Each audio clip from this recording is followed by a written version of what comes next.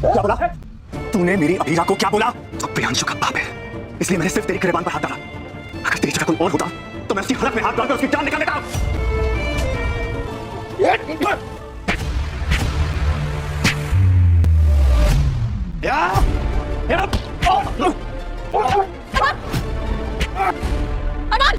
आने वाले एपिसोड होने वाले हैं ज़बरदस्त। जी हाँ दोस्तों, आने वाले एपिसोड में आप देखेंगे कि उधर अब अरमान और अबीरा की खुशियाँ तो परवान चढ़ रही हैं, लेकिन वहाँ पे एक काम यह होता है, लड़ाई भी हो जाती है अरमान और उस बंदे के बीच में।